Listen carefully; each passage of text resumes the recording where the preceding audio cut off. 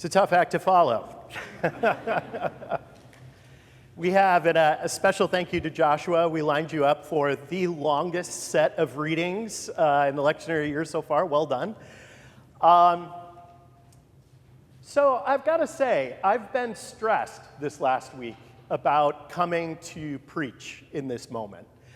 There's a lot of, I think the theological term is crap that's been happening in our world.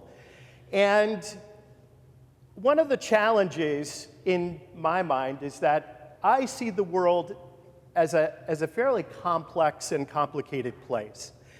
And when I see things that are boiled down to a level of simplicity that becomes very black or white, right or wrong, friend or foe, it strikes me that it's a challenge in how we discuss things. If it can't fit in a tweet or in 15 seconds, then it can't be said. Or if it is said, it's not going to be heard. And that is just not the world we live in. One other piece that I think is a real struggle is that this form of communication, where somebody stands up front and you sit and listen for an extended period of time, is not something we do anymore. And yet, here we are. I'm always mindful that when I'm preaching, that it's not so much a dialogue as much as my homiletics professor might insist that it's a dialogue. I am getting some feedback from you. You might be surprised. But it's not really a conversation, is it? And I notice that a lot of my colleagues and a lot of the world are confused by using the wrong channels of media for dialogue that are not really about dialogue. When we launch things out into social media that really are excellent conversation topics, but we use a medium that does not allow for conversation, that's a challenge. Sermons are not too dissimilar. Now, you can accost me in the narthex afterwards and have a conversation with Pastor Matt. Perfectly free to do that. But at the same time, I think at times we are called to speak on things that are difficult. The Revised Common Lectionary, I know you were hoping I was going to utter that phrase this morning. The Revised Common Lectionary that we follow was created about 40 plus years ago. Now, there are a lot of churches in the United States. It would be a fascinating PhD study to see this overlapped against a red and blue map of our country that do not follow a lectionary, which allows you to pick the parts of the Bible you like and avoid the parts of the Bible that you don't like. Whereas we get readings that we like and we get readings that we don't like. I love this reading. Not today, though. Not today. Because today it requires saying a word that is hard.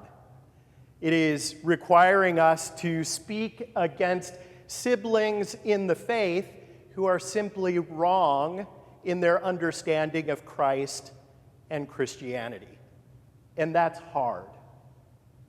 This last week, there was a worship service at the National Cathedral. Most of you are probably aware of this.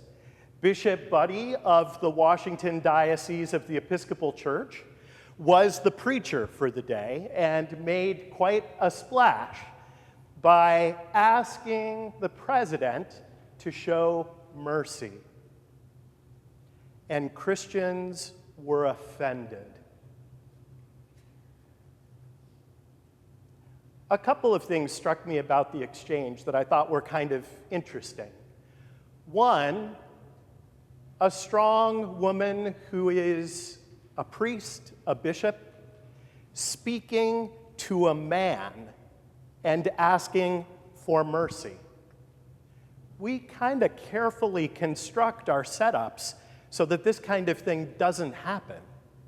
I was struck by how rare that was, that we would challenge one another because we tend to make sure that the people in our group are the friends and that the foes are kept out. The next piece that was not surprising was in more conservative Christian circles, the insistence on not referencing the bishop's title, the avoidance of giving her credit for her position in the church. This woman, she's crazy, as the president said of her. I'm concerned about the example that expressions like that give as a model for behavior. What is acceptable no longer is offending someone because of their social status or place in society considered rude. It's considered strength and a virtue. The idea that mercy and empathy are weakness, that this is not an image of Christ, is simply wrong. It is simply wrong. I have to admit that I watch a little less news over the last few weeks for my own health and well-being, but I try and keep up with the essential elements. And I was glad to see that I did not miss the piece of Secretary Hegseth discussing in the Senate his tattoos. I'm not that old. Maybe this is a feature of all secretary nomination processes, but in his case, he was asked about a cross that he has as a tattoo because there had been concerns that it was affiliated with white supremacist circles in the United States. What he has is a tattoo of the Jerusalem cross. I would show you, it's on one of my other stoles. It's a classic design of equal size with often 4 small crosses in the quadrants. You've probably seen this. Secretary Hegseth rightly said that it's on the floor of the National Cathedral. It was on the front of the bulletin at Jimmy Carter's memorial service at the National Cathedral as well. Generally speaking, in the West, though, it is not famously associated with Jesus and blessed are the merciful. Primarily the history of this, and presumably, potentially, why the new warrior secretary has it tattooed on his chest, is because it was the emblem on the Crusader shields. Deus vult. God wills it. Well, in that context, what does God will? The killing of non-Christians. That's what God wills. When we look at the text that we have for today, Jesus is only getting half of the story in this week. It's the story of him preaching in his hometown at the synagogue. He reads from Isaiah, which you do standing. This is curiously, possibly, the oldest record of activity inside of a synagogue. Kind of interesting, little piece of trivia for you there. He then, as a proper rabbi would, sits to teach. That's how that would have been done. And he says that I am bringing good news to the poor. Let's sit with that phrase just for a second. It kind of suggests that perhaps to others, he is not bringing good news. I don't know that I would take it quite to that extension, but the idea that the poor, particularly the poor and those who are most at the edge of society, to them especially is the coming of Christ going to be good news. Now, not good news because of an amazing Bible study that's coming out or who knows what, but good news in the sense of you will have food. You will be made well. No longer will they lord it over you and shove you to the outskirts and cause your deaths. I am bringing good news to you. Now, when we talk about the work that the church is to be about, when we talk about that work, it is the work that Christ was about. We have 5 Sundays here where we are going to be hearing from our mission partners. And what kind of ministry do our mission partners engage in?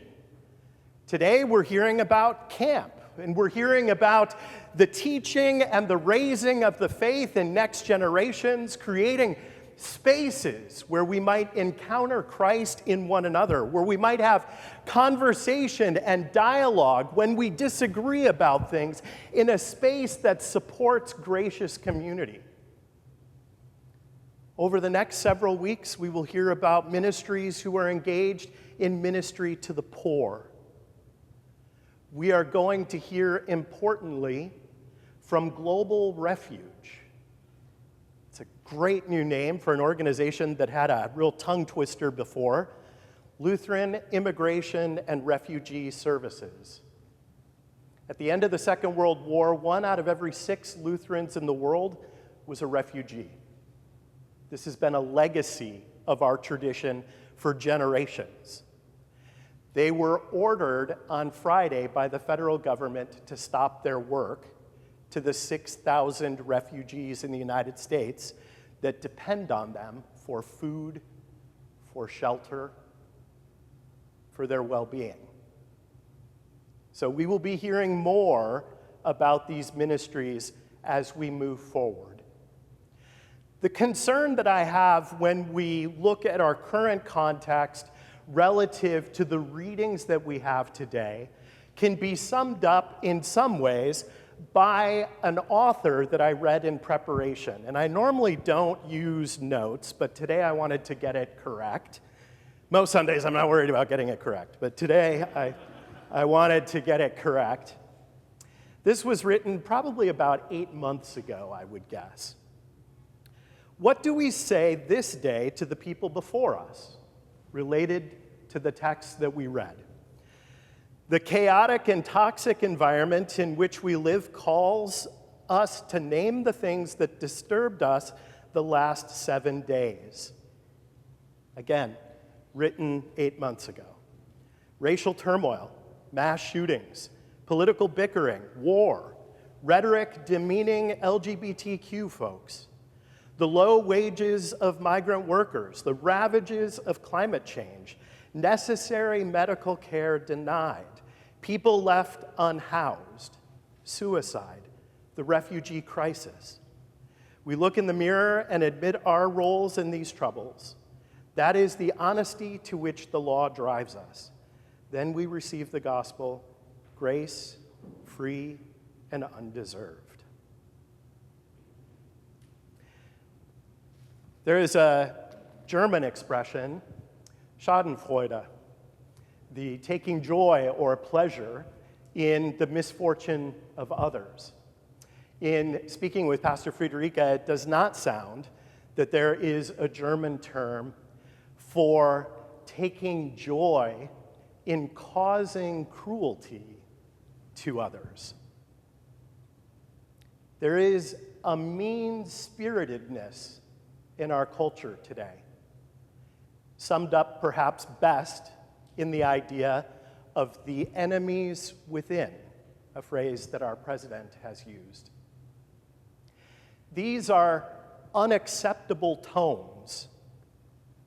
These are not appropriate. Different administrations will have different views on how things are done, but how the least are treated is clear in Christ's witness to the world. There is no ambiguity.